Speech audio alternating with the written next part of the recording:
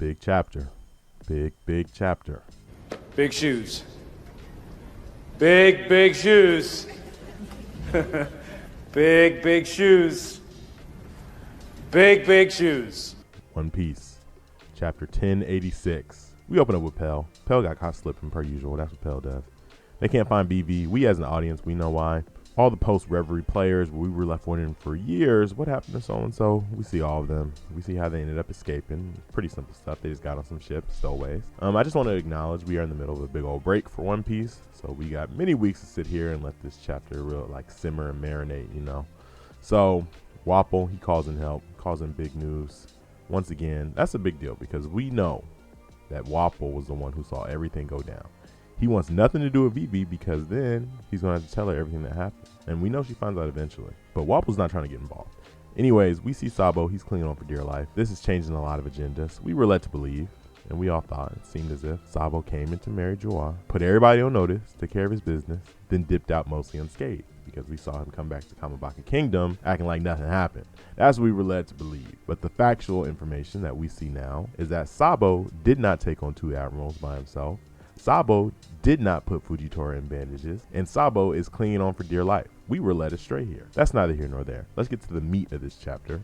Since the chapter is about the Gorosei, they're in the title. So we see Imu and the Gorosei. We see them interacting. And it makes it clear that the Gorosei are completely subservient to Imu, which we kind of figured. Very little questioning done when Imu says he wants something. When Imu wants something, they get it. I'm still under the camp that Imu is a man. I'm starting to kind of see the light of Imu being a woman. I'm not sure completely. I do wonder what everybody else is thinking about that one. I'm going to keep with Imu being a man for right now. It could go either way, I think.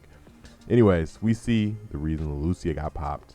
The girls say, we're like, are you sure? I mean, there's a lot of people still there. And Imu was like, yeah, it's close. Let's blow it up. And that makes Imu seem pretty evil. And I feel like One Piece could use some more just like straight up purely evil, no morals type of people. So then we got this whole Mother Flame business. Obviously, my brain immediately goes to the Eternal Flame that was talked about during Egghead. I'm still thinking that relates somehow to the Lunarians and Vegapunk figuring out that that was the key to finally being able to craft the Seraphim. I think all this flame talk is going back to Lunarians, Sun God Nika, and now we got Mother Flame as this powerful thing that's powering this mysterious weapon that we see. So the Gorosei names. We saw this coming. Most people theorized that they would be named after the literal 5 elder planets in our solar system. And I think they were done pretty creatively. You know, typical Oda stuff. We got Walkyrie for Mercury. I think that's supposed to be close to like Valkyrie, since I think that's how you pronounce it if it was a German word, right? Then we got V Nos Juro, obviously samurai type dude with some, hopefully has some Wano connection. V Nos Juro. We got Marcus Mars. Not much to say there. Self-explanatory.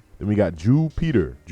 That's a dope name. I'm gonna keep calling him Jupiter, like Soldier Boy. Then we got the one that we already knew, Saint J. Garcia Saturn. They're all listed as the warrior god of something, and I think this will be important, but I don't really think it's worth speculating right now until we get some more information. Maybe after we see Saturn fight, we'll kind of be like, okay, that makes sense why he's the warrior god of whatever he's the warrior god of, you know? So when Luzia got blown the hell up, we were left wondering, oh, why doesn't Imu just do this everywhere all the time? Now we know that this is actually a weapon that has only been recently acquired or activated, however you want to interpret it. So it's not something that Imu is just able to casually just go around doing. Imu is saying, oh, the time has come and we need to do this as a test. So clearly we see that the test was successful, right? Because Lucia is gone. So maybe we'll start seeing this weapon used a little bit more, right? Maybe it's on its way to Egghead. Also, Imu's like, now, you know, we move. Go get Vivi. Go take care of business. And this makes me think that Vivi will end up back with the Straw Hats and they will become even bigger targets than they already obviously are. And Imu is obviously obsessed with Vivi because of the Lily connection, and I'm sure that will be explained more. I think the theory that Lily is Toki is pretty bad because it's pretty clear that Lily looks exactly like Vivi, and it's pretty clear that Toki does not. And it wouldn't make much sense, and it would kind of be a crazy pull out of the booty hole if all of a sudden Toki just ended up being Lily. So the kingdoms that our 3 stowaways, Vivi, Sabo, and Bonnie, all went to are ones that are rebelling. We know Sabo is getting the people riled up, and we also know that he's low-key getting folks killed because now we see the rest of our Seraphim being deployed. Like we all imagined, it was the remaining Shichibukai that we didn't see yet. S-Croc has the face scar that current Crocodile has, so it's pretty clear that these little fellas were cloned from DNA of the Shichibukai while they were adults.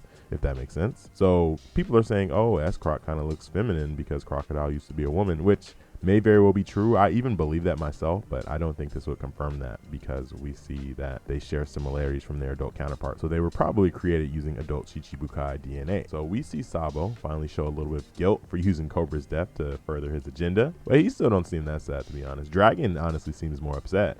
I mean, he's remaining there pretty silent. They show the 3 little dots, the ellipses, when Sabo's explaining to him what happened. So he must have had some respect for Cobra, and maybe they went over this a long time ago and that they knew each other, and I just can't remember right now. But it seems like Dragon's kind of like, oh man, this sucks. But, you know, like the rest of the Revolutionary Army, like, we got packs to move. So it's interesting, once again, that Imu is this known figure in history. We get mention of the Narona family. I know people have made connections to Nero, the ancient emperor, and translations to black and all this different type of stuff, but I'm not going to get into that until we get a little bit more information, or maybe another character in that family shows up. But for me, I always assumed Imu was somebody who would have had any mention of them in history books erased in order to keep themselves a secret. So it's interesting, there's people out there that just casually know Imu and also casually know the family of which Imu comes from. Also, we get mention of the Eternal Youth Surgery, which we all assume was the case as to how Imu is alive and still around. It's funny that we have all these fan theories that become so prevalent in the community that they just kind of become part of this fan canon, and we all believe it, and then it gets confirmed and we're like, oh, that's not a big deal because we all already figured this out a long time ago and all assumed it was true. So that's funny.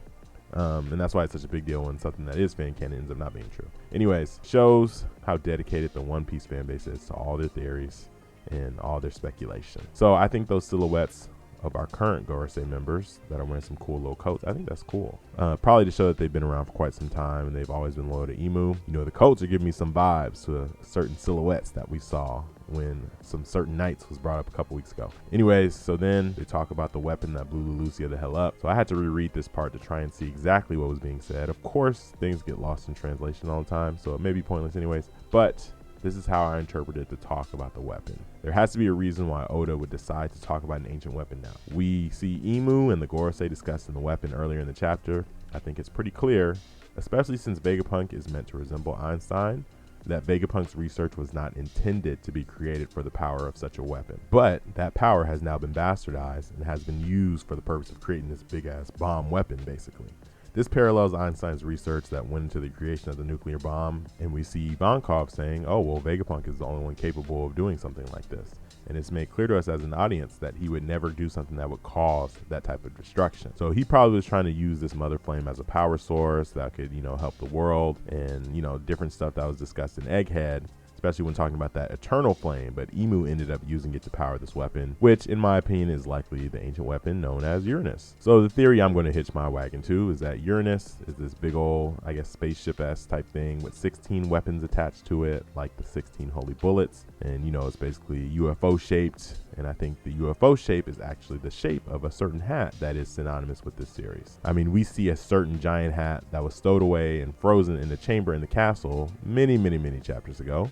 And we were led to believe that it was always Joy Boy's hat that was left behind. And Imu knew Joy Boy and kept their hat and, you know, all this stuff. But I actually think that that was Uranus, and that was Imu going to be like, yeah, let's fire this bad boy up. So speaking of silhouettes, the end of this chapter, we see the man of the hour, Saint Figurlin Garling. I know in the fan translations he was billed as a former king of God Valley, but more reputable people have been saying that the more apt translation would probably be like the champion of God Valley, so we'll see where that one goes. So I know what everyone is thinking. Obviously, we know Shanks is part of the Figurlin family. If you saw One Piece film Red, you know this. So everyone's thinking this is Shanks' daddy. My brain did not immediately go there, honestly. I kind of felt like he would be more like Shanks' uncle or something more akin to that. I think Shanks' dad will end up being someone that looks more like Shanks does, and I honestly had a better reason as to why Garling isn't Shanks' dad, but to be honest with you, I forgot what it was because it took me so long to make this video. No one makes it to the end of my videos anyway, so I'm not really tripping. Anyways, RIP Most Guard.